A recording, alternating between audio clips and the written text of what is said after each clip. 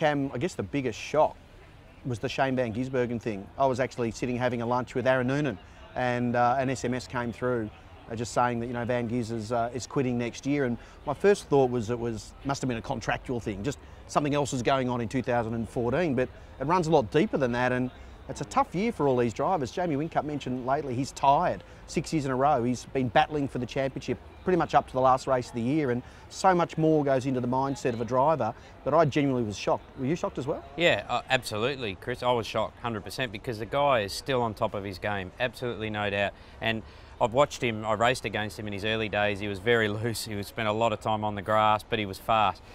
I think working with the Stones, they've sort of disciplined his driving style, and now, you know, he's pretty close to the complete driver.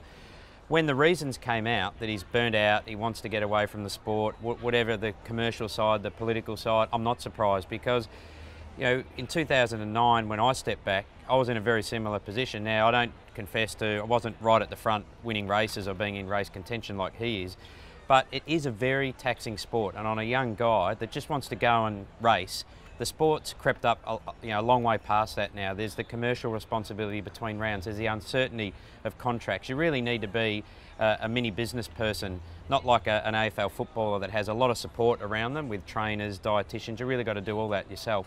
So, you know, who knows what's going on in Shane van Gisbergen's head, but it's obvious that he needs to get away from it, recharge the batteries, and I reckon we'll see him back.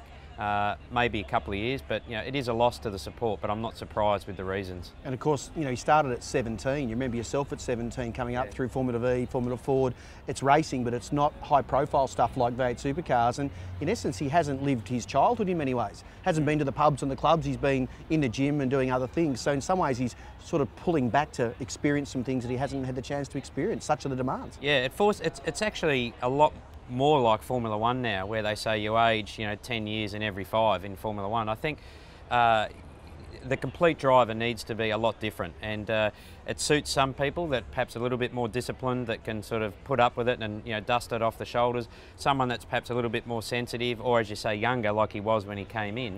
You know, I think it's pretty challenging, and I look at him and Scott McLaughlin. They're both young. They've both got big futures. You know, whether he races in New Zealand or not, I'm not sure. And I think it's a loss to the support, but fully understand his reasons, and hopefully he can step back and we can see him back better for it. Well, Pukekohe, they'll be looking for a new hero, won't they? Because who's to say Greg Murphy's going to be there next year, and could well fall in the lap of Fabian Coulthard and Scott McLaughlin. Yeah, and both of those guys will step up, absolutely no doubt, and we wish Shane all the best. But in the meantime, mate, I need a caffeine hit. Yeah, me too. A little bit surprised, but on the other hand, when we were teammates, he didn't really want to do it. He wanted to go and race his quad, and his dad said to him that he had to do this for a while. So he's old enough now to make his own decision. You know, good on him for packing it all in and going doing something that he wants. It's you know, if you're not enjoying it, why do it? So it's you know, it's good on him. Yeah, I was definitely. I think.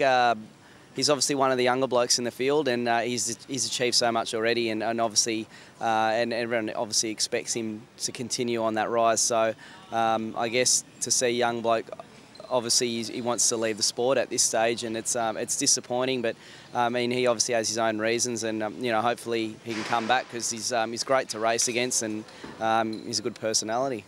Yeah, he's very young and he's very talented, but I also understand not that many people who haven't pulled on a helmet really understand the pressure of what goes on through the course of the championship season from a driver's standpoint, particularly when over the years, most recently, the championship's tightened up so much. So it's a bit of a pressure cooker, and it's not for everybody. So, you know, I don't know, and I don't want to comment on his personal circumstances. I feel saddened that a young guy finds himself in an awkward situation like that when clearly he's a very talented young man. So, yeah, disappointed rather than surprised that we just lose a guy that's great for the business. Hopefully things will turn around for him in the future and he can find his way back again, and I'm sure there'll be plenty of people that'll welcome him. Yeah, I was very surprised by that, but you know, he's got his reasons, and you know, good on him for I guess doing what he believes. I was the same as everyone else. I didn't know what was going on. When I heard the rumours first off, I thought, nah, it's never going to happen. But yeah, he pulled us aside at Winton and told us what was going on, and yeah, it's pretty shocked. But all the best, and I'm hopefully we see him back in the future.